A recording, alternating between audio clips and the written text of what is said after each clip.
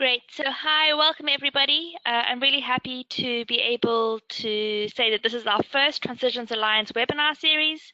And for this particular session, we'll be focusing on sustainable energy transitions with the topic of a new playbook for managing sustainable energy transitions. And unfortunately, I don't think that Grant Irvin from the City of Pittsburgh will be able to join us today. He had a last-minute meeting with the City Council, but I'm very happy to say that Lisa McNeely from the City of Baltimore is also on this call and will be able to share some of her insights from some of the projects that she's working on. Okay, great. Let's then get moving. So like I said, to start off this webinar, we will be skipping the presentation from Grant and start immediately with Cincinnati's roadmap to 100% renewable energy, which will start with Oliver Kroner and move on to Michael. Then Lisa McNeely will give a presentation on Baltimore's initiatives, and then we'll open up a comments round, starting with Roland Hunziker and moving on to Douglas Cott from DNVGL. And this main aim of this webinar is to kind of look at how industrial legacy cities are kind of moving beyond this sort of storyline that their growth and economic development is being spurred by fossil fuels, and really look into seeing how they're able to kind of develop these new policies, plans, and initiatives that are focused on renewable energy and new energy transition plans. But at the same time, also acknowledging that these cities also have aging infrastructure, as well as persistent energy shortages and needs from the industrial sectors that also need to be taken into account. And so from then, just in terms of how the schedule will be, after the two presentations, there'll be comments from the private sector, and then all of the cities will be invited to participate in an open Q&A round, where they'll be able to either give some of their own examples or ask additional questions to the two presenting cities and commentators. And then we'll kind of focus around a discussion on the key questions, namely, how are industrial legacy cities taking action on their sustainable energy transitions? Which stakeholders do cities need to collaborate with to implement new energy initiatives? And what are the current financing tools available for renewable and energy efficiency projects? And then what are the biggest hurdles ahead for realizing resilient and renewable energy systems? And what actions UTA cities are undertaking to overcome these?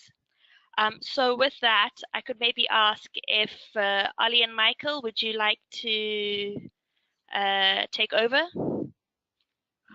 Sure thing.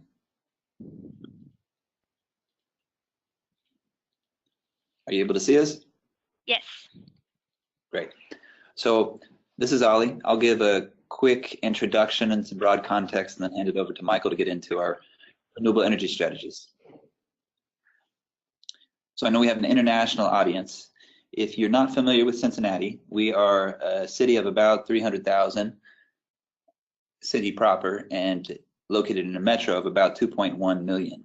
We are nestled into the Ohio River. If you look closely at this photo from a few days ago, you can see that our river is at flood stage. We're coming out of a few weeks of record storms that have given us the highest river levels since 1997. The last few years that's been a theme, record storms, as we get a better sense of what climate change looks like for our region. If you don't know where the Ohio River is, here's a map of the US. You can see the green star symbolizing Cincinnati, located in a cluster of black circles which symbolize coal generation in the US. You can see we are in the heart of coal country. But that's changing. 10 years ago, if you looked at the Ohio energy grid, that was approximately 80% coal-fired. Over those 10 years, we've dropped. We're now hovering around 59%. So seeing some quick changes, and that's a trend line we like and we'd like to accelerate. Obviously, there are major economic and health implications on top of the environmental implications of being located in coal country. This slide is an excerpt from a study from ACEEE, the American Council for an Energy Efficient Economy, that looks at the economic impact of energy for our lower income communities. And you can see that Cincinnati scores in the bottom 10, the worst performing 10 for energy burden. So that's the percentage of household income devoted to utility bills. We're hovering there between 5 and 15%. You can see Pittsburgh is right there beside us. I'm not sure where Baltimore lies. And there's major health implications. We're located on a major transportation line, lots of diesel emissions paired with the particulate matter from coal-fired energy generation. And then we're located in the Ohio Valley, so we don't have strong winds to flush us out. The study from Children's Hospital looks at asthma rates in kids in various communities of Cincinnati. And I know you're not familiar with our communities, but to summarize this slide, it shows that our poor communities have an 88-fold, up to an 88-fold increased likelihood of experiencing childhood asthma compared to our more affluent communities. So we clearly understand that something needs to change. And the major driver for that change has been the Green Cincinnati plan, which we are in the process of updating. This is our plan to build a more sustainable, equitable, resilient future for our city, and outlines our recommendations to reduce our carbon emissions 80% by 2050.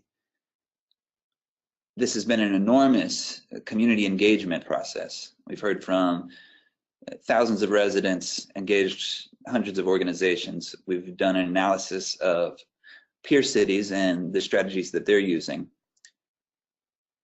And there's been an emerging theme through all of this. There's been clear political leadership, a clear voice of the community. There's a resounding call for an accelerated transition to renewable energy. But how we get there is the big question. So I'll hand it over to Michael to talk through the details of our initiatives. So our mayor, John Cranley, set the renewable energy goals of 100% by 2035. This is a big goal, and I'm going to kind of talk about the actionable steps that the city is going to take in the next 5 years to meet this renewable energy goal. We all know that it's ambitious, and there's a lot of technological improvements that will need to take place. We're stymied by a lot of regulations, but with leveraging what we control, we think that we can get there. So these are just some basic goals that are outlined in the Green Cincinnati plan. Obviously, the 100% by 2035. We're looking to increase our renewable generation here at our private residents and businesses. And then, of course, energy efficiency is a very key component of making 100% renewable energy, because for every kilowatt hour you take off of the grid, that's a kilowatt hour that you don't need to generate from a renewable energy source. So we're going to continue down this path. I'm going to walk you through a couple of programs that we have, and then kind of talk about our vision and where we are.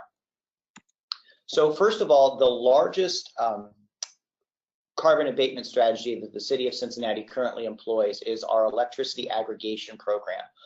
What that is that we take all of our residential and small commercial accounts, aggregate them together, take them out to bid, and trying to secure the lowest price for our residents. Currently, we employ about 80,000 households. That's roughly, it's a 100% green energy program. It's a REC-backed program, meaning that we purchase renewable energy credits to offset the consumption of those residents. Last year, we purchased roughly 500,000 renewable energy credits, which roughly equates to 375,000 tons of carbon abated. This is a great program for a number of reasons. One, the carbon impact is significant. Two, we're able to continually save our residents money. Because we're employing a bulk buying strategy, we're able to save residents about 10% off Duke Energy, which is our home home utility here and provide them with that green energy.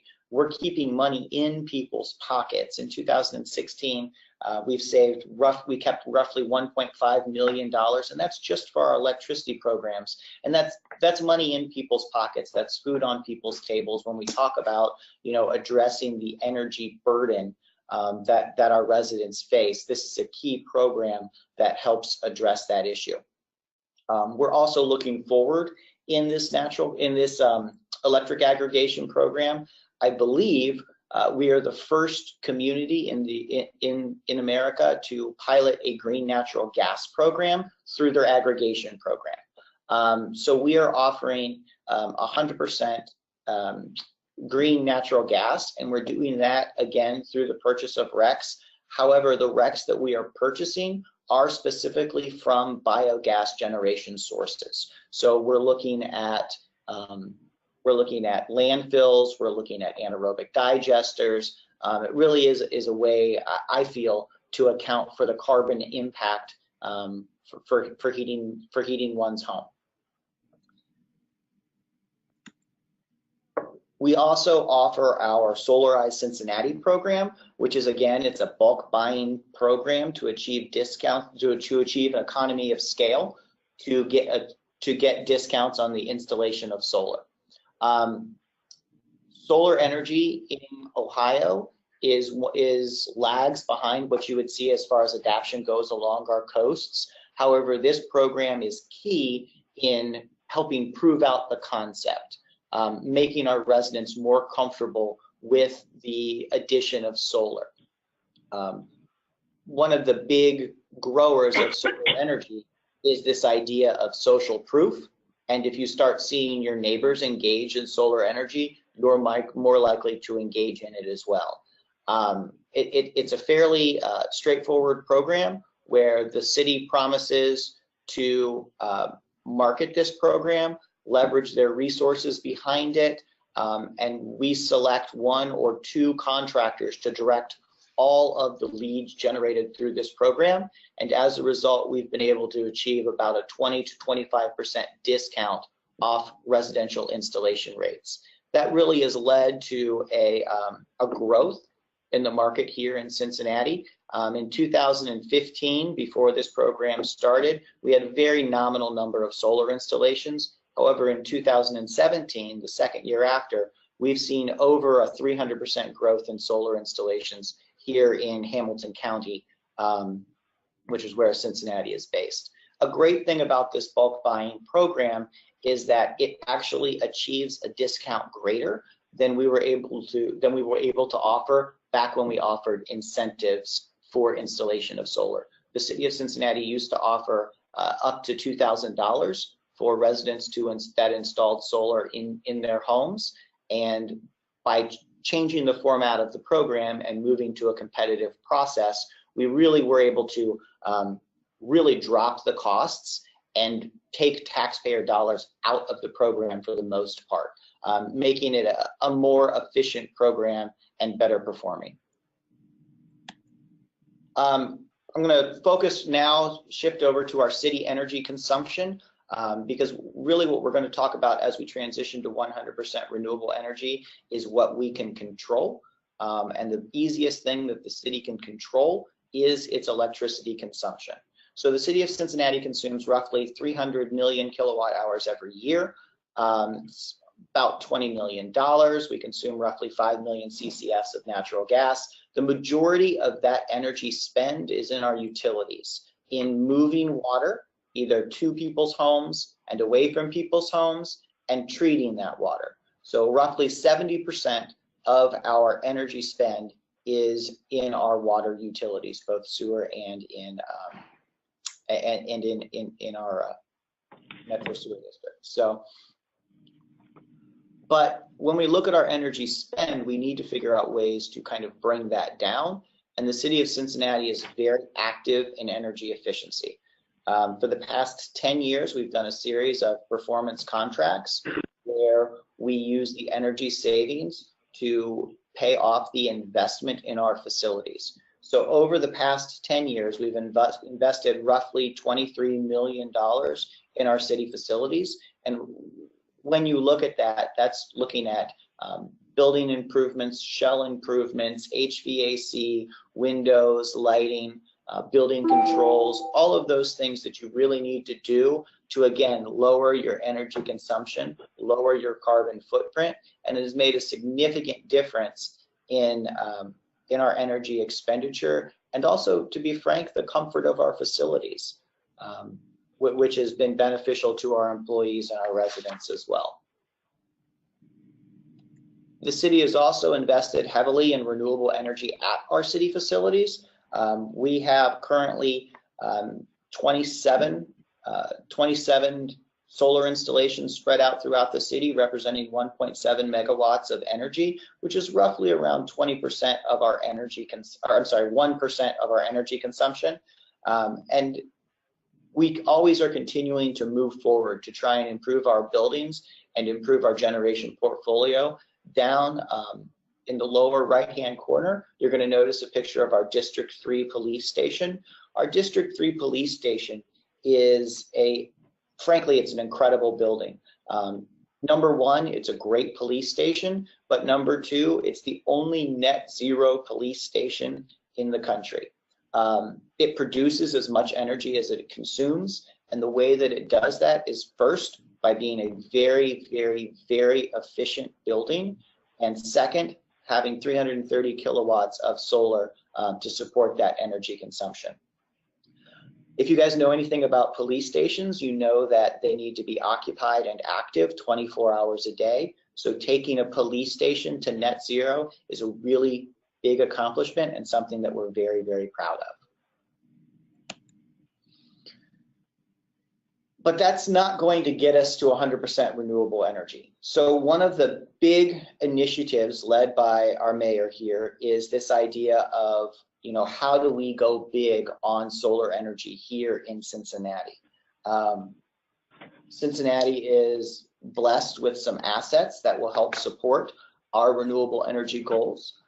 We have a large airport and also an abandoned landfill that have large potential to support solar energy.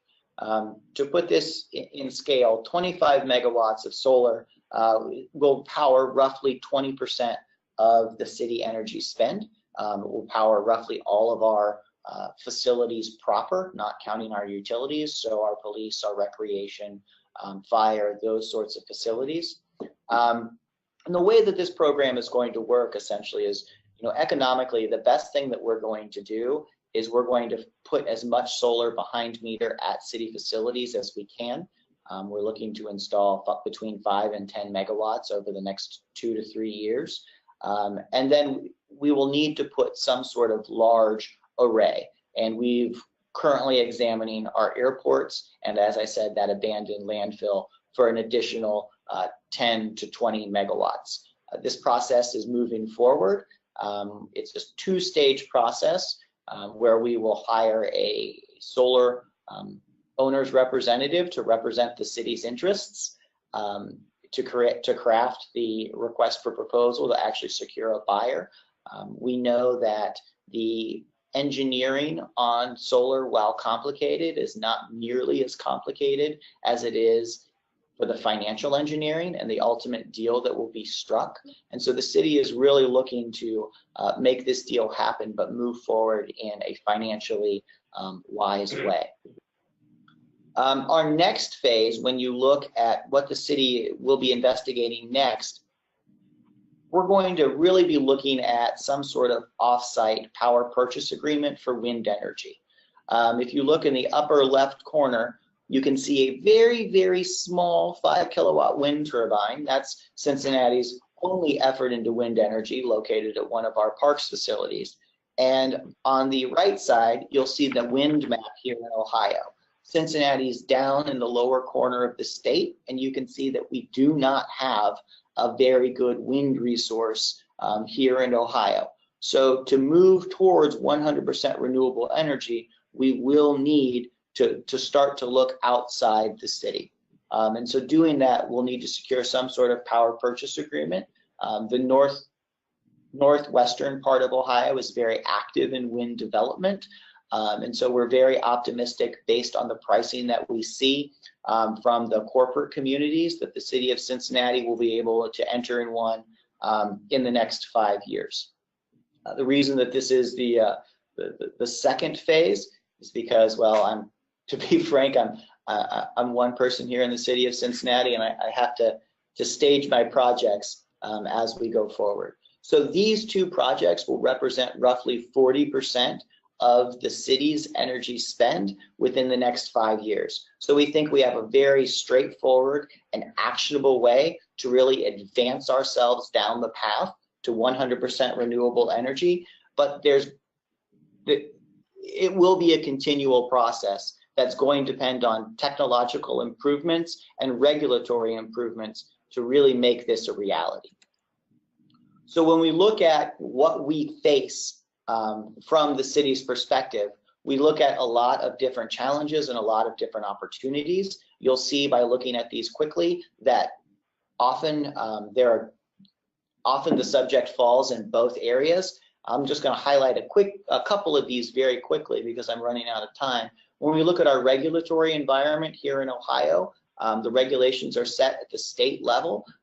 They've given us some tools that we have the ability to go out and select our energy generator. So we're able to enter into those power purchase agreements for solar and wind energy. However, they also provide hindrances in that the net metering policy could be more favorable here in Ohio. We could have other tools such as virtual net metering, which would allow us a 1-for-1 credit on off-site generation, which would again make the project more financially viable. A big challenge that we're going to face here in Cincinnati is that we are blessed with cheap energy. Not only do we sit in coal country here in Cincinnati, but we also sit in natural gas country. The northeastern part of Ohio is really, and western Pennsylvania is really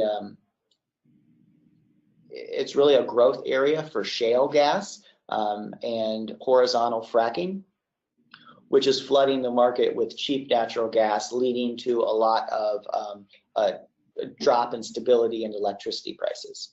Some other challenges that we're going to face specifically around city load is looking past electricity. So when we look at our fleet vehicles, there really is no good electric alternative at this time for heavy duty trucks. When you think of a city, we have a lot of specialized equipment, fire trucks, snow plows, bucket trucks that really help support the infrastructure of a city. And currently electrified vehicles don't fit that need. We also have significant industrial processes that depend on natural gas. Our wastewater treatment plant has a natural gas incinerator that's a significant consumer, and our drinking water plant has a large incinerator as well to help regenerate our carbon. Both of those two processes are responsible for a significant amount of consumption in the city of Cincinnati, and they will need to be addressed as we move forward to 100% renewable energy. I'm going to get ready to leave here, but I would like to say a lot of this does depend on emerging technologies, but it's important as we look forward that these are actionable technologies with real results. We need to take the long term as we go forward. We can't enter into any deal or invest in any technology that we haven't fully vetted and really isn't fully commercially viable, because this is going to impact the city's energy spend for the next 5, 10, 20 years. And we need to make sure that we're not putting ourselves in a position where we end up underwater down the line.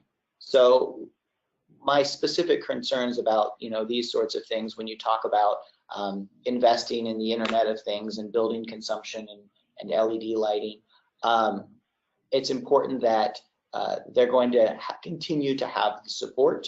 We've seen in some of our building controls that a company will no longer support the technology that's originally installed, and that really puts us at a disadvantage and makes it no longer cost effective. So I'm just going to go ahead and leave it at that and turn it over to Hannah. Great. Thank you so much, Michael. Thank you so much, Ollie. I think that was really interesting and really gave a sort of broad overview, but also some of the really interesting details into what Cincinnati has planned for your renewable energy transition. So now I'm going to give the floor over to Lisa. Lisa, if it's okay for you, I will just show the key questions slide, but do feel free to speak on some of Baltimore's initiatives. Great, thank you.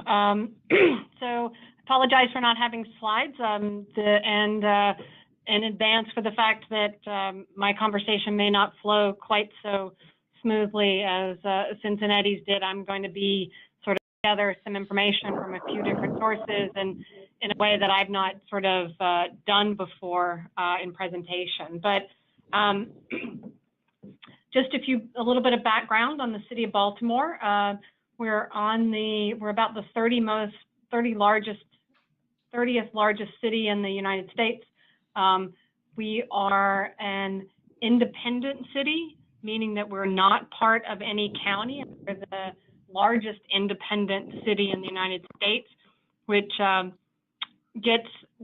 of impacts some of the politics, but also the funding for us. So we don't have any access to sort of the county resources of that surrounding jurisdiction. We have a population of about 620,000 now, down from a high of just under 1 million a few decades ago, and really sit at the mouth of the Inner Harbor, which is one of the larger harbors on the Chesapeake Bay. So we historically relied on shipping and mills as a lot of as the economic engine for the city, which I think has certainly has a lot of implications for what we're able to do now. In terms of energy policy, we haven't yet pulled together the same kind of large cohesive strategy and goals that Cincinnati has yet. We have, in part of our climate action plan, we have, of course, strategies related to both energy efficiency and renewable energy, and we have some goals that are specific to energy, but they've never been as high a profile. It's related to that is that we have work on energy in the city happens in multiple places. So we have an Office of Sustainable Energy that works on that has some goals around reducing electric energy use, trying to raise the renewable capacity to 15 megawatts, and looking at fleet energy and things like that. We also have an office within our housing department, which is sort of city buildings and that works more with some of our low-income residents who also have both energy efficiency and renewable efforts.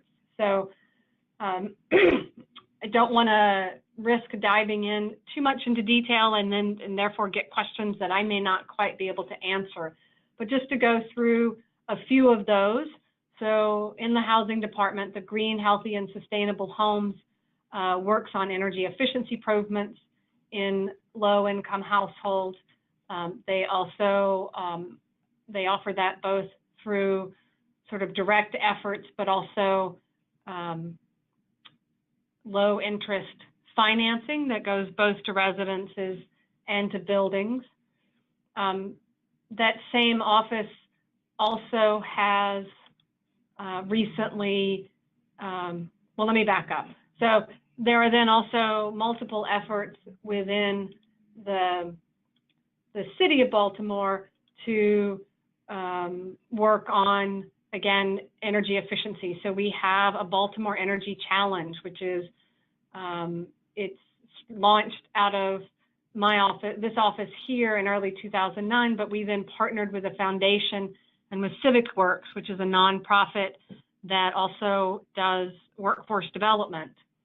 And this has been a really interesting approach, this kind of multi-stakeholder approach where we are not just solving energy efficiency, but tying this into area around low income, but also workforce development.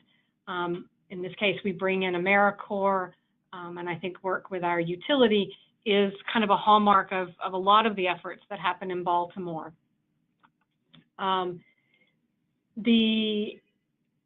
Another sort of main source of some action, some of the work on both energy efficiency and renewable energy was a consumer investment fund. This was around $52 million that was negotiated when a couple of utilities merged here. So again, this overlay of taking advantage of different factors and some of this utility regulatory issue. Basically, there was a sense that a local company that we didn't want to lose that sort of Baltimore connection to it, and so in part of the negotiation, there was an agreement to give $52 million to the city to help on energy efficiency retrofits, but also to provide 10 megawatts of solar, and that's probably been the largest investment in solar in the city to date. And so that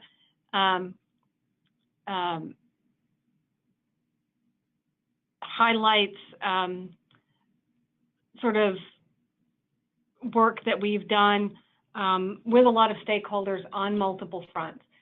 More recently, we've been looking for ways to, again, target a little bit more on the solar energy front without having as strong a goal and without really yet being able to tie it to what might be a path to 100% renewables. And so we've started small. There's a solar energy financing program, again, targeting low-income neighborhoods, was launched in the last year or two, again, out of that same housing office that works with the buildings. This is, looking to try to help provide the benefits of the more steady cost of renewable energy to more people in the city. At the same time, I just had somebody in my office yesterday who's looking to find both private and foundation resources to develop a green bank, which might also do some of the same things that might try to help buy down the risk of solar installations on low-income residential housing, but also trying to make sure that businesses have access to this work as well.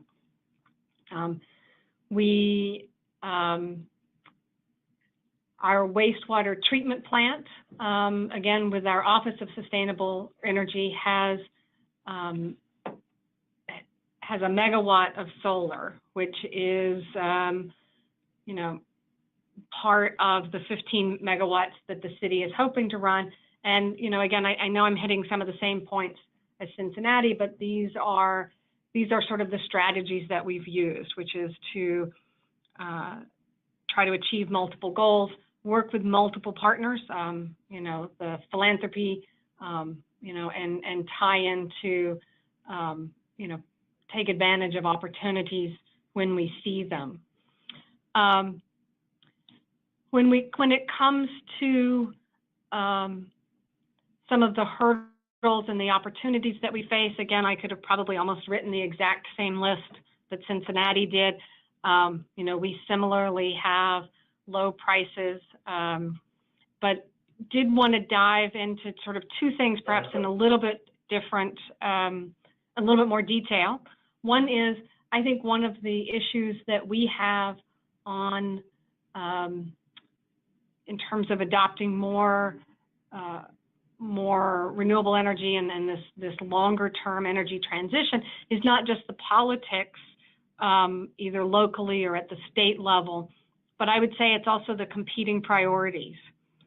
Baltimore, some of you may have heard, has been, the last 3 years have seen a dramatic increase in violent crime, and what that has meant in terms of the impact on our citizens, our residents, on city resources, but also in terms of where that pulls the focus of key decision makers is could not be overstated, I don't think. And So to some extent, we sometimes try to tie other work that we're doing to that violence reduction efforts, but at some level that will always sort of remain in the near future, well, not always, maybe just in the near future, sort of something to be addressed. I think another issue around the politics is, I think the city could really benefit from the state action at the state level to do the renewable portfolio standard that Cincinnati mentioned. There are bills in our legislation right now that have really gotten tangled up in a couple of other areas. One is the politics around offshore wind. At least in the Baltimore area, we have very poor wind resources, but the offshore wind is viewed as potentially an area of opportunity for the state, but it's viewed with a great deal of suspicion in terms of visual impacts and other potential impacts. And so the state's renewable portfolio standard has always had two different tiers of renewable energy. And so there's a lot of different bills in right now trying to sort of jigger around, sort of play around with that, and that it's getting caught up in the offshore wind. It's also getting caught up in sort of in terms of the last point I think I wanted to make was some of these, again, I think it was a point that Cincinnati made about the waste to energy or the anaerobic. So the city has a waste to energy plant. It's an older technology. It's sited in a low-income community. The air quality impacts tend to blow into low-income areas. It's very controversial, but it is right now a qualifying renewable energy. And my expectation is that both at the state and at the local level, that continues to be a huge barrier to changes in that renewable portfolio standard. At the state level, it's issues around what is a tier 1 versus a tier 2 renewable source.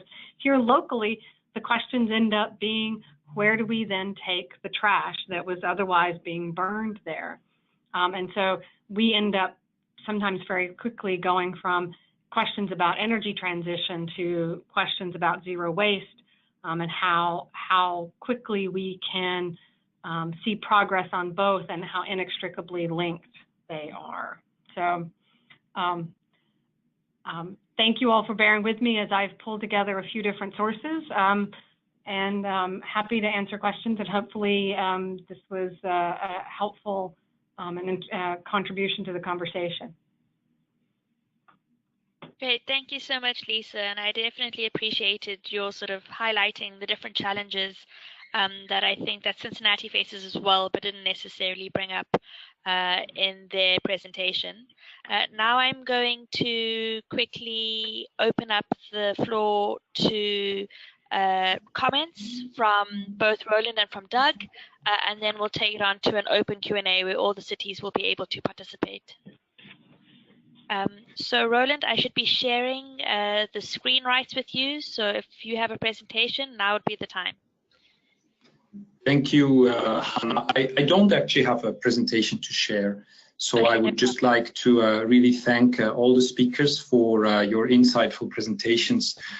Just a quick word about the World Business Council for Sustainable Development. We're a global association of 200 multinational companies working with us on sustainability across all our businesses and value chains where these members are present. And this is it's a global organization, and we're based in Geneva in Switzerland.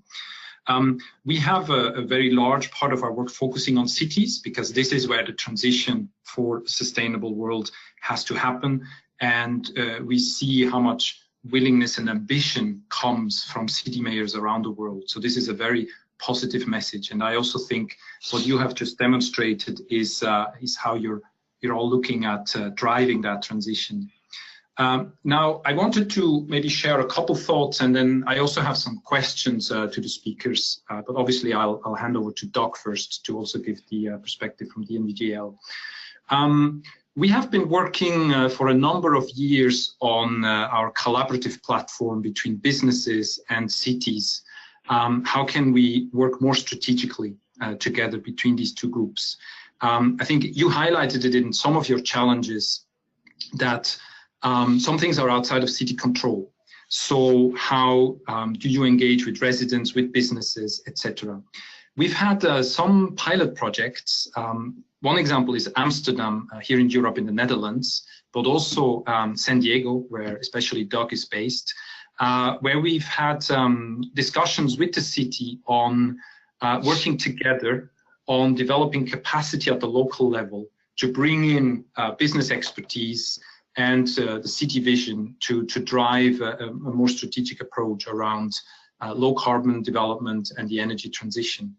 And that has showed some interesting learning and results. So, for example, in Amsterdam, there is now a group of businesses working together with the city in a specific district on a mid to long-term district development, really engaging existing initiatives, engaging different players around low carbon initiatives.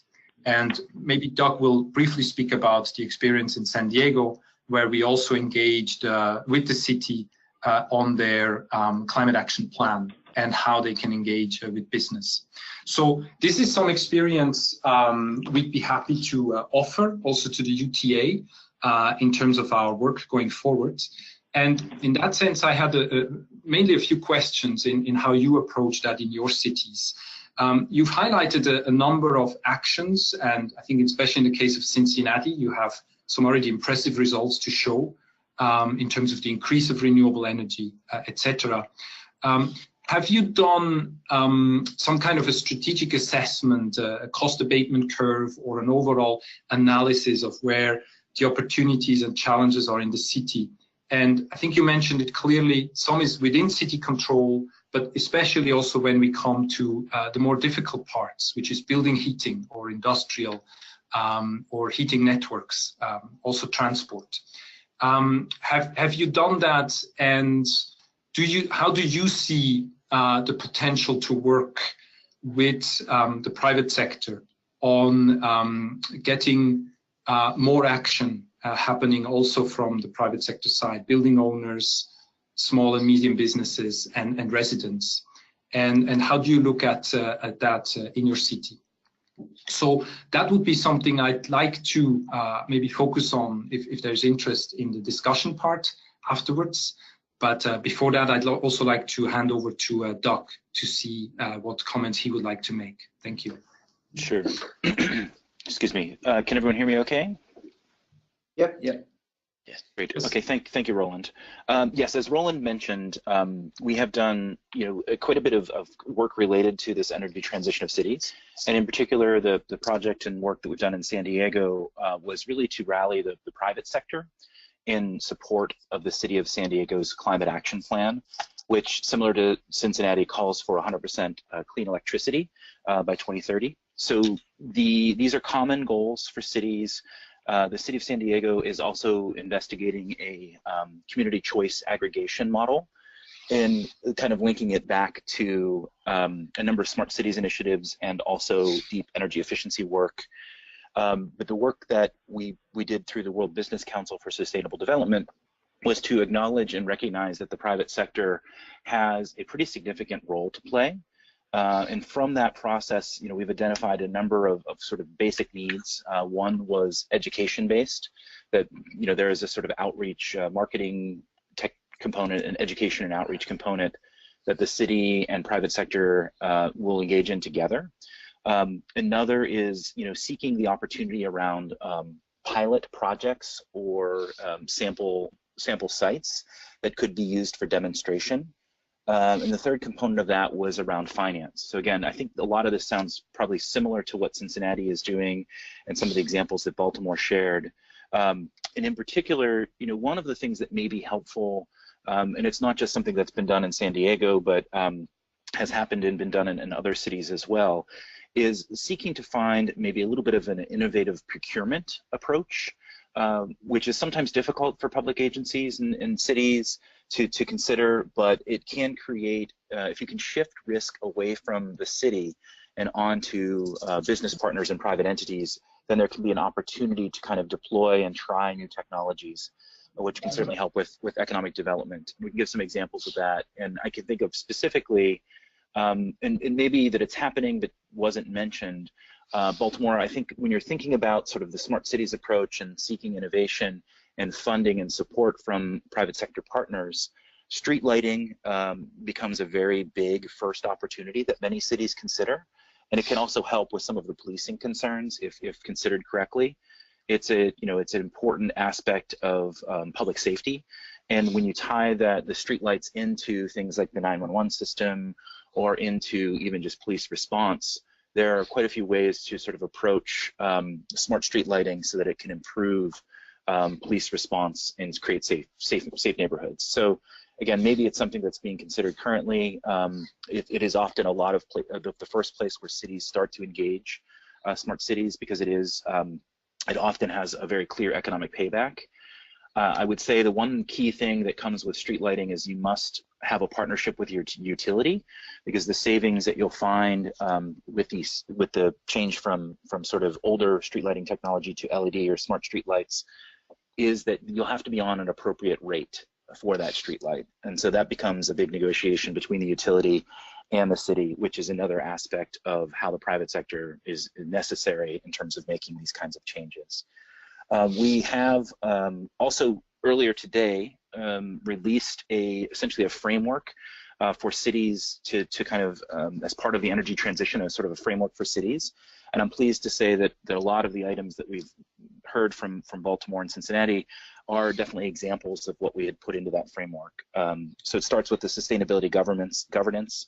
And so this is making sure you have the structures and processes in your city to basically help you set your guiding principles. And occasionally this will be things like, climate action planning, sustainability plans, adaptation plans, clean energy plans, resilience plans, but also having the right sort of staff and departmental structure that can be a part of that. And it sounds like in both instances that's present.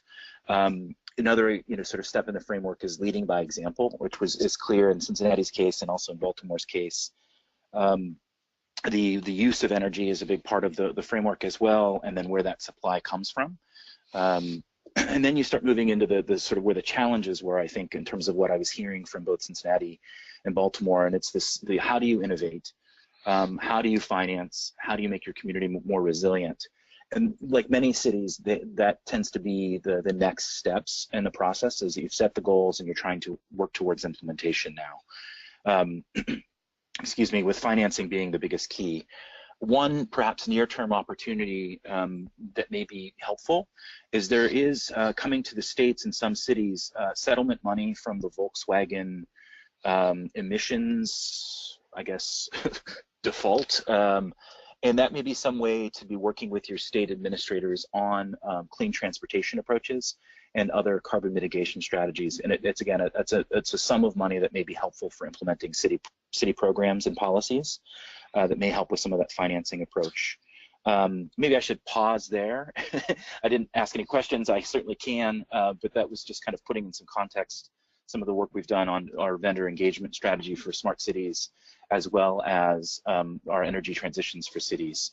And what I didn't do probably was introduce DNVGL, and I should have. DNVGL is actually operated or owned by a Norwegian foundation. It's a for-profit foundation, but we do invest 5% of our top line revenue into research for public good, which makes us fairly unique in the world. And so we do a lot of our own sort of self-funding of kind of these concepts and ideas and bringing together best-in-class voices around how to make these things like energy transitions and how to kind of implement smart cities.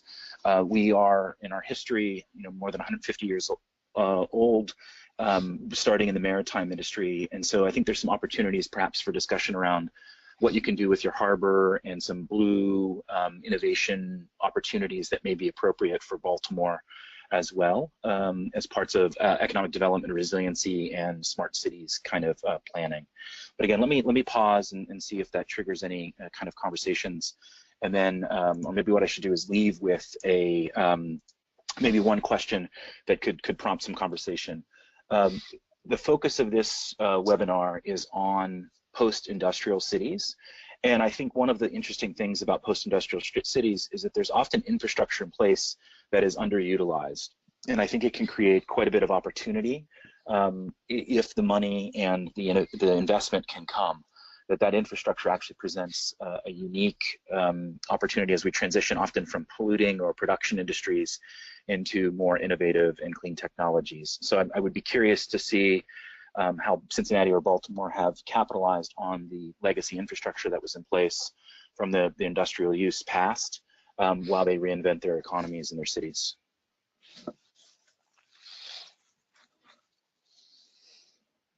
Great, thank you so much, Doug and Roland. I will just open up the floor directly to the cities if you want to respond to the question about either Roland's question about strategic investment and overall analysis on industrial heating and transport networks with the private sector, or to look at Doug's question about underutilized infrastructure and what that could mean for future investment in cities.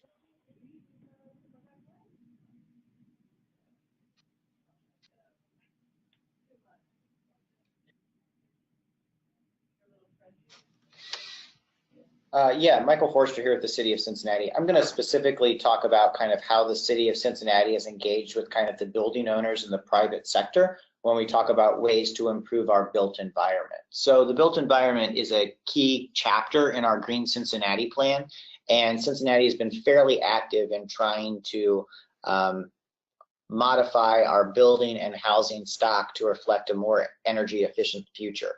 So the Green Cincinnati plan specifically calls for a few action items. One is the creation of a sustainability district, probably in our central downtown business district, where we would engage with the large building owners, and it would be a voluntary pledge to reduce their energy waste and water consumption by 50%.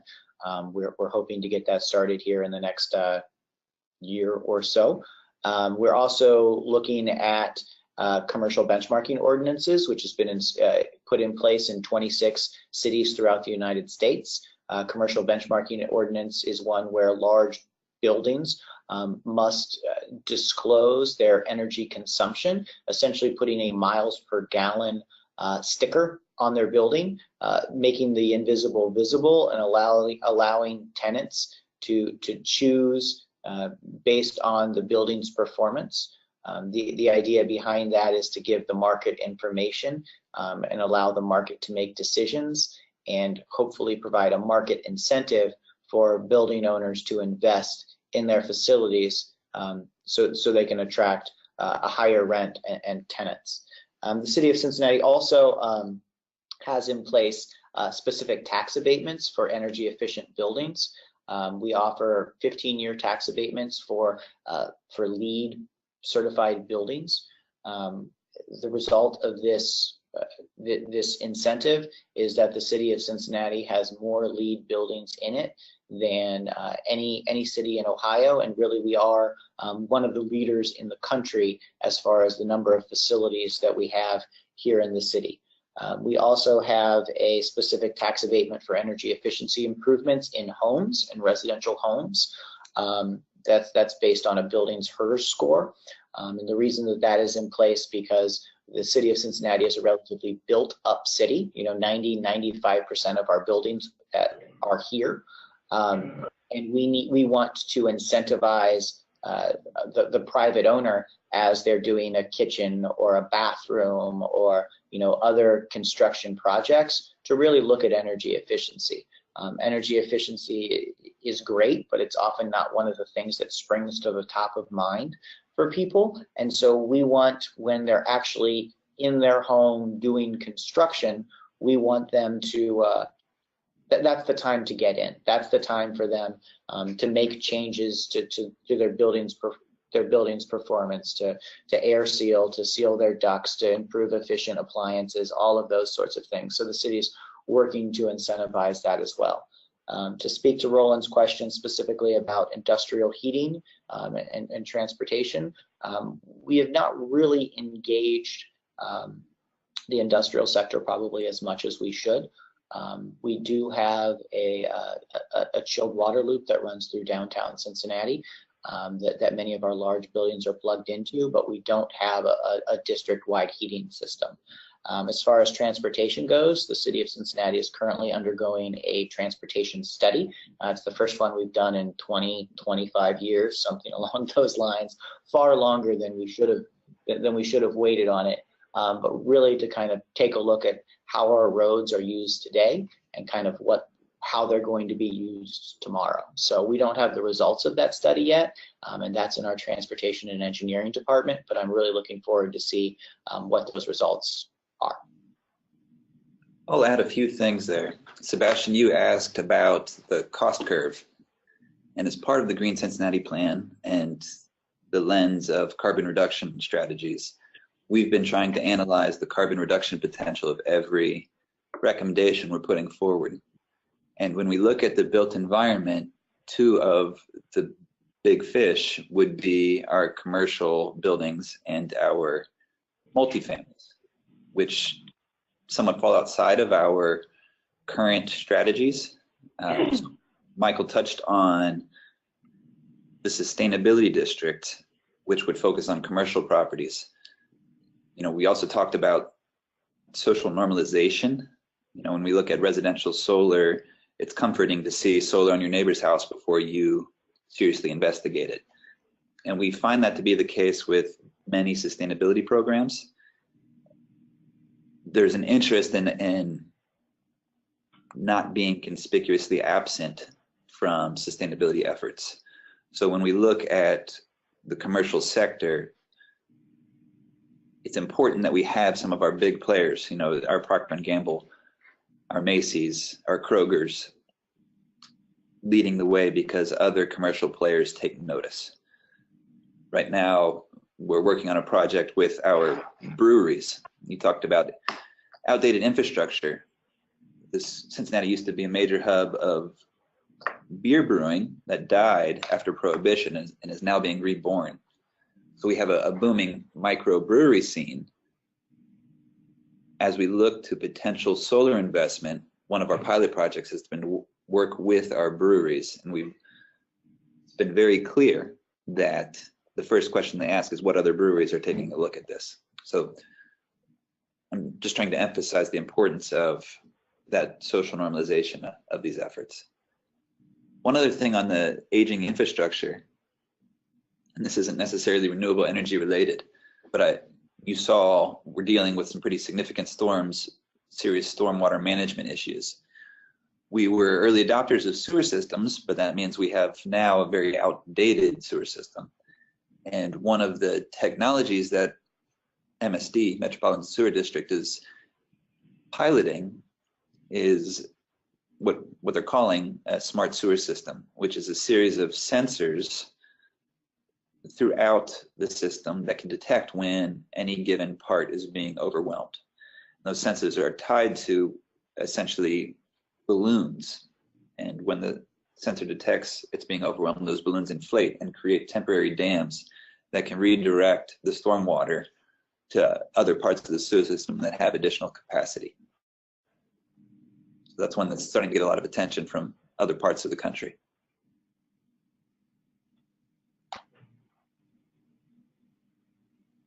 Great, thanks Ali, thanks Michael. Lisa, would you have anything to add on those questions? A little bit. I don't want to talk just for talk's sake, but one of the two things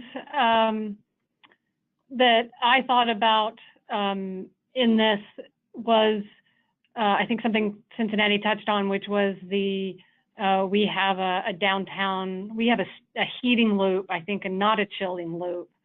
And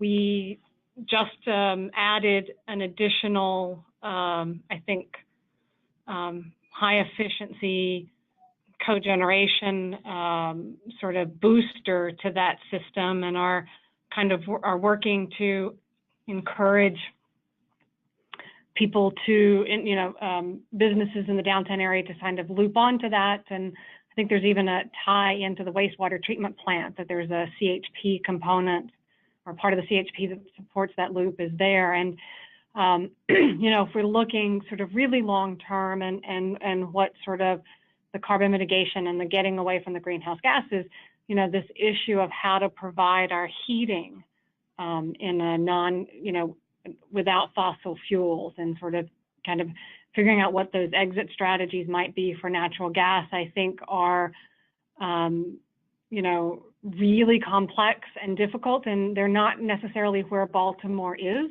right now in the conversation.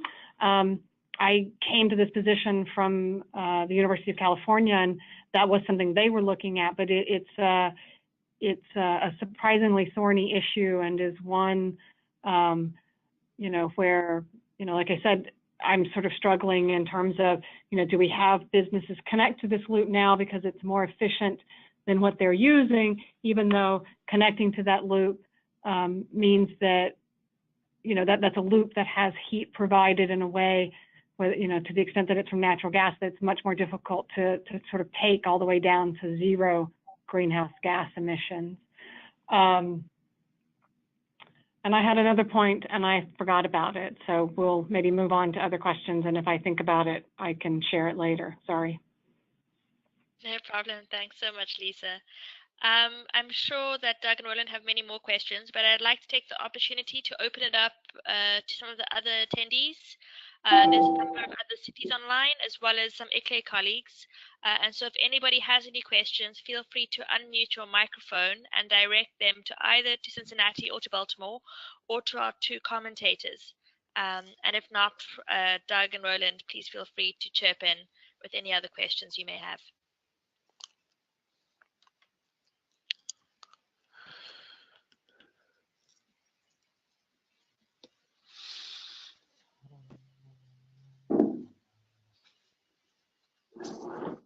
I'll be happy to ask another question. Yeah.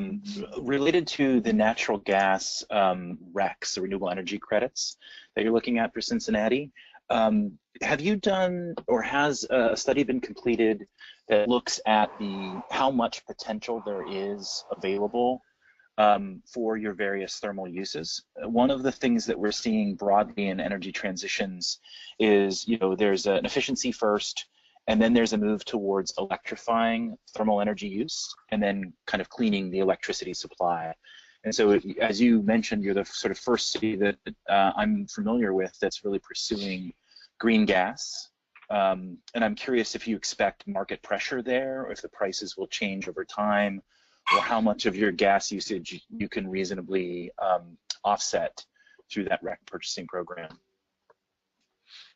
Yeah, so it's an interesting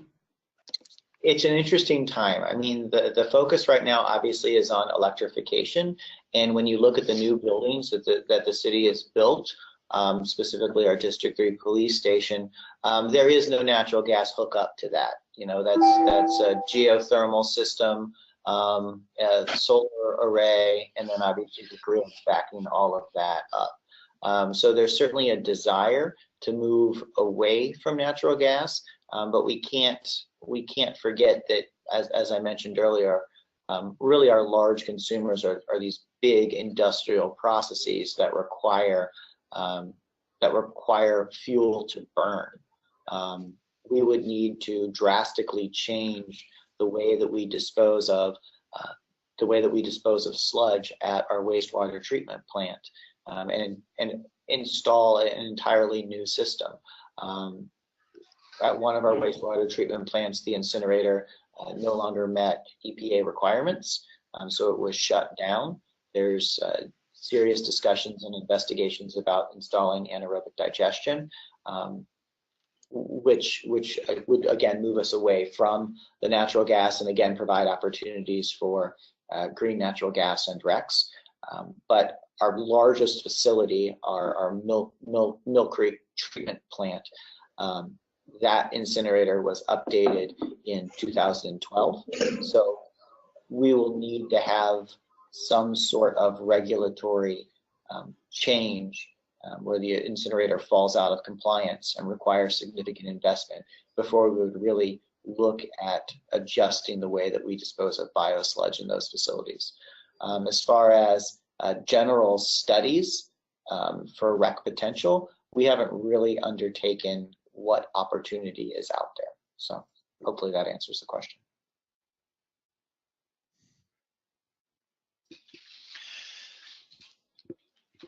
Hi, this is Roman from eClave. I haven't really had the pleasure to introduce myself yet, but I'm the Smart Cities Program Manager, and together with the team responsible for the UTA. I have two questions, and those go to both Cincinnati and Baltimore to some extent. So we talked a little bit about the role of the city in the energy transition in form of procuring or being a buyer, so to speak, of renewable energy and of looking at the infrastructure that you have under your control directly. And there was one argument that I think Michael made earlier, that the city cannot very easily engage into long-term agreements for unproven technologies, or for technologies that are sometimes more innovative, until they are really stable and sound for obvious reasons, and very understandably so. But I would like to understand a bit more what, in your perspective, makes those kind of arguments for you. What is a proof of concept, essentially, for technology that you would be then looking for procuring, or for working into your utilities and your city energy system? Because that's something that we've been working on also with Roland in the past. How do you kind of get over this gap of wanting to use more innovative technologies that can help the city with the transition plan, but maybe having to make sure that everything works also especially for long-term contracts and for the longer future? So that's one question. The other question that is sort of related to that, in the sense that the city has more than one role usually in managing the energy transition, and doesn't only act as a buyer or as a direct implementer of solutions, but also as a convener of stakeholders. And you mentioned before that you've been working with your citizens to create, so to speak, a social normalization of the idea of integrating more renewable energy onto privately owned roofs and things like that. So when you look at that that work that you're doing, what are some of the more effective methods that maybe some other cities can learn from you guys in terms of engaging with stakeholders for infrastructure that you don't control directly? So those two questions: as a procurer and as a convener of stakeholders, how do you manage these kind of things, and what can we learn from you there? So to speak to the commercial projects, I used to work for the State of Ohio's Department of Development, and we got numerous calls and questions and comments and requests for funding from a variety of companies that have the latest and greatest in renewable energy. Some of those bids worked out, like First Solar, one of the largest producers of solar panels in the world. Some of them did not, and so really it's taking a look at when you're choosing technologies, is what is that true track record of the technology, and what commercial scale has it been involved in. The city of Cincinnati will not invest in a technology that does not have a proven track record. No matter how great the numbers are, no matter how great the product really is, we need to recognize here in the city that we are inherently conservative and like to make sure that the progress that we make it is true progress. That may put us at a disadvantage at times, but over the long term, as long as we put our head down and continually march forward, I think that we will adapt the correct and right technologies, and let the other markets and let the cities on the coast take the risk. Oftentimes they have funding sources attached to them. They have foundations and grants and all of those sorts of things that allow them to be more risk taking. We inherently, as I said, need to make sure that things financially work and commercially work. And so we're just inherently less risk adverse. As far as your question of convening stakeholders and being more effective. I think, you know, Ali, if you want to just kind of speak about some of the work around the Green Cincinnati plan and how you've really pushed that forward to get the corporate community and the residents together. Yeah, I think maybe that answers both questions in some ways. So we, government, is risk adverse, very reluctant to take on new projects. However, in Cincinnati, and I see some examples from other cities also, we've had a lot of success in developing nonprofit relationships, or sometimes developing nonprofits from scratch to help champion riskier concepts. And again, some examples aren't specifically energy related, but bike share program. We recently launched a bike share program, and rather than launching that as a city program, we helped create a nonprofit that could do the fundraising that government struggles to do, that could apply for grants that government is ineligible for, that could collect volunteers. You know, folks aren't typically willing to volunteer for local government. So the nonprofits have given both voice, they've been able to advocate for issues where sometimes our tongues are tied as government officials, but then also give legs to those. On top of that, we are City of Cincinnati employees located in a county, located in a region. And some of these programs that we're trying to encourage are regional approaches, and our jurisdiction is limited to city boundaries. So by partnering with nonprofits that have more flexibility, they can work outside of that city boundary to bring in additional participants. And Michael touched on our Solarized program, the bulk buy for solar. If it was a city-specific program, we may have to limit that to city boundaries proper. But because we partner with an outside nonprofit, it can be offered regionally to the greater Cincinnati metro.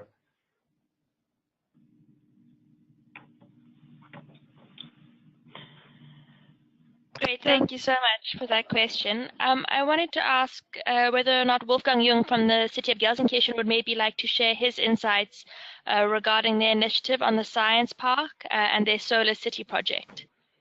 Wolfgang, please feel free to say if you wouldn't rather share it another time. Yeah, welcome to everybody. So I'm Wolfgang, the liaison partner for the City of Gelsenkirchen. So part of the project, but I hope we get the letter from our mayor soon so that we can really engage fully in the project. It was very interesting listening to the presentations from the cities of Cincinnati and Baltimore, and also follow the discussion. Plus, it's not quite easy to follow the details because the situation on the other side of is quite different in terms of the history and also the legal framework for developing renewable energies. And I think we will present our part at the end of the month. I think on the 27th of March, we will show you what happened in Gelsenkirchen in the last 20 years in that area. And what is very interesting for us, it's a very basic question in terms of target setting. And it was also part of the discussion on what can cities achieve in their own responsibility, and to what degree is it important to engage other actors. And I think it's always difficult to compare the targets. The question to Cincinnati is 100% renewable energy target is meant for the city as a whole with all the industry actors and residents involved, or is it really a target for the just for the city and not all the other actors? Because we have rather modest targets for CO2 reduction and also renewable energy development, because it's the targets for all the other actors, and the concept that Gelsenkirchen is following in the last 10-15 years is as a climate reduction strategy to have detailed concepts and to engage all the other actors, but be rather modest in the expectation that they really do that very quickly. And so this is one question for the city of Cincinnati. Yeah, that's all for the moment. Thank you. Thanks. I'm sorry, we had a little bit of trouble hearing that question. Maybe if I could just quickly summarize, he was asking your ambitious goals. Are they linked to the city as a whole, so including residents and businesses, or is it just for city government?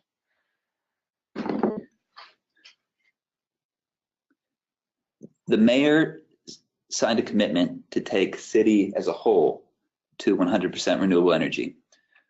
As Michael emphasized, we are focusing on what we can control to start, so leading the way as city government to take municipal operations to 100% renewable.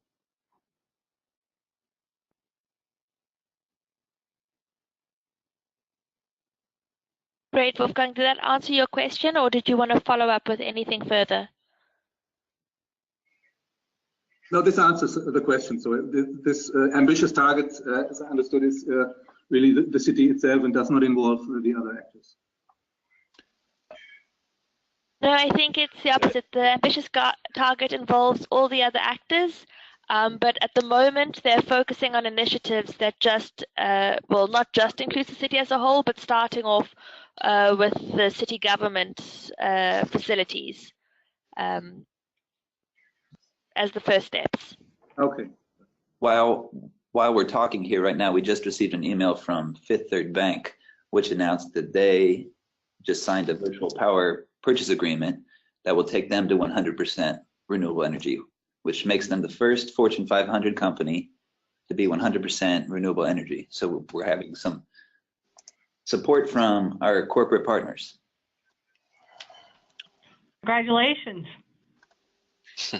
Yeah, we're pretty excited about it. We were surprised to see the email. So it actually significantly impacts the solar project that I was talking about earlier, because it's a power purchase agreement.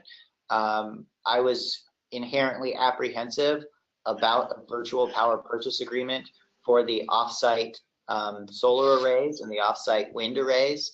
I was looking for more of a direct delivery power purchase agreement model.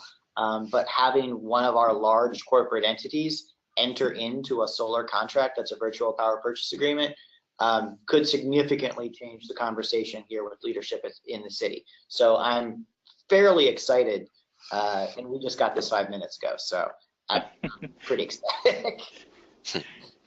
Yeah, well, now when the question is asked, who else is doing this? Now you've got a really clear answer Right. with a big leading entity. It makes everything easier. Yeah. And we can bring them in. Yeah. You know, we can have the conversation. The expertise is here within our own city. So as that conversation continues and we have the question, is this a good deal for Cincinnati? We can say, well, let's set up a meeting and let's bring these experts in that are actively doing it. And they can walk you through and answer your questions and tell you why they chose to do it, because Fifth Third, you know, is not going to enter into a long-term power purchase agreement unless it's in their best financial interest. Of course. And, you know, I've seen success with other cities collaborating with financial institutions around energy efficiency loans or mortgages, or even doing things along, if the city is willing to sort of put a little bit of money in as a sort of loan loss reserve to backfill some low-income lending on energy efficiency. So there are a whole host of other programs that could be a part of future collaboration following this commitment, where a financial institution can in fact change the community in many ways.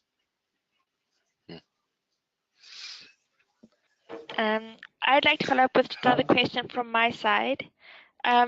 We've spoken a lot about the sort of environmental benefits of going 100% renewable, but maybe talk some about the economic benefits.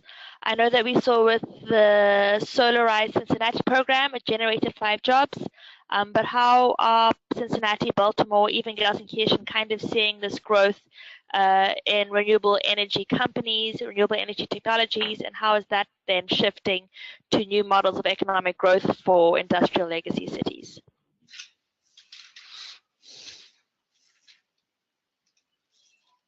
Well, I know for Baltimore, I mean, some of the examples that we've given by working with Civic Works, and we have Power 52, which is another sort of nonprofit that's looking at the workforce development, that it's a lot of hours, because we do have somewhat lower energy costs, that while we can make the argument about the more stable prices or sort of lower future prices of electricity, that very often we end up tying them to the green jobs question about that, and sort of try to structure our programs with that in mind. So for the city of Cincinnati, when we look at the growth of green jobs, the city was recently named by Site Selection Magazine as the #1 sustainable metro area in the country, and a large reason for that is the growth of green jobs here in the city of Cincinnati. So we have a number of large environmental engineering firms here in the city, and we also have some of the manufacturers of key solar components. So when you look at racking, we don't make any panels here in the city, but we do electrical components, racking for the solar arrays, parking structures, those sorts of things. So, growing renewable energy both here within the city and throughout the country is something that we've definitely expect to have a positive economic impact here on the city.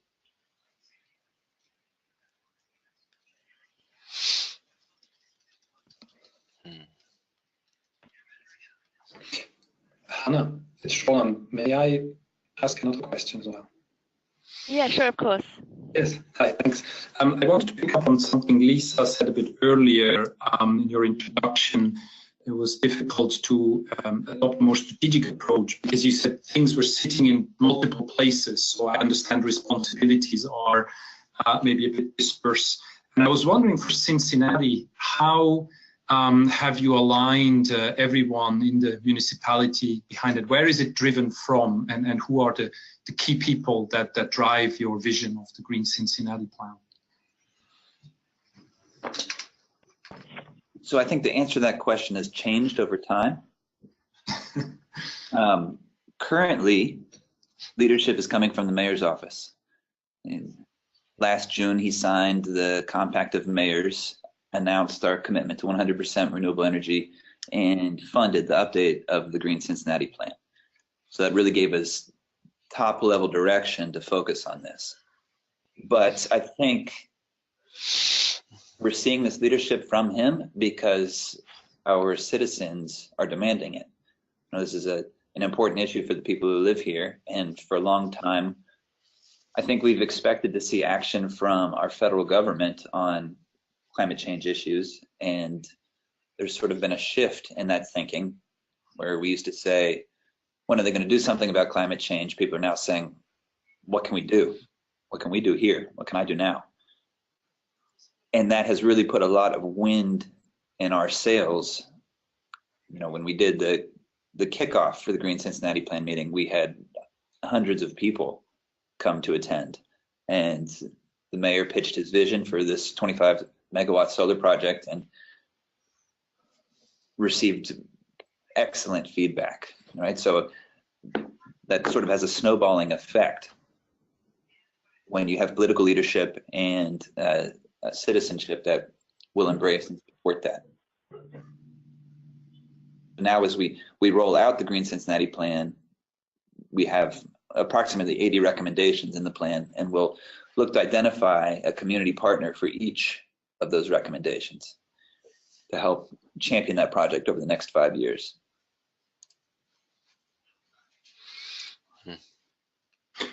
and who within the administration? So I understand the political, the mayor level drive, but where does it sit in terms of the administration? So Michael and I are both in the Office of Environment and Sustainability, and the Green Cincinnati Plan is owned by OES, our office. That said, we're doing our best to include and integrate input from all other departments. In a lot of ways, this flooding that we're experiencing has caused a lot of headaches and a lot of financial damage, both for private households and for city government. I think last year we spent over $46 million dealing with storm damage, and that hits the budgets of all of our city departments. And so for the first time, these concerns around extreme weather are salient to a point that they're receiving enhanced attention from all departments, and that's really and healthy for the focus on our climate adaptation plan. Thank you. Excellent. I'd also like to say, you know, one of the strengths of our department is that while we, you know, control a vision, we don't really control our buildings or our fleets or anything along those lines. We really do need to make, you know, key engagements to those stakeholders in order to kind of green the area. For instance, as the energy manager here, you know, the 100% green renewable aggregation program is a very large accomplishment. However, if I lived in a different department, say in public services or something along those lines, my only focus might be on getting the lowest price possible. If our recycling program lived in public services or something along those lines, their focus may be getting the lowest price possible as opposed to recycling the most waste and increasing recycling rates among all of our population. So having individuals really truly dedicated and living in an area where sustainability and cost reduction is a focus, I think can cause you to be innovative and figure out ways to really green your program as a whole. Great, thank you so much Thank for you. that interesting last round of questions. I'd like to maybe say that the webinar is now coming to an end, but to really say a warm thank you to both our presentations from the City of Cincinnati and Baltimore, as well as from our comments from Douglas Cutt and Roland Hunziker. And also to maybe let you know that we have our next Urban Transitions Alliance webinar taking place on the 27th of March. And for that webinar, the focus topic will be on infrastructure transitions. So maybe some energy topics will come up, but it will also focus on other infrastructures, including outdated industrial infrastructure, as well as nature-based solutions and water and sewage. So please stay tuned for information on that. And then throughout the course of the next few months, there'll also be focuses on other webinar topics, including social transitions and mobility transitions. So we're looking to not only have you all participating again, but also hopefully include some of the other Alliance cities that weren't able to join us today, so we can hear different perspectives and stories from all the cities that we're working with within the Alliance. And yeah, if anybody has any closing comments, I will keep the webinar open for another few minutes so that you can make them. Otherwise, I hope you have a great day. Thank you so much.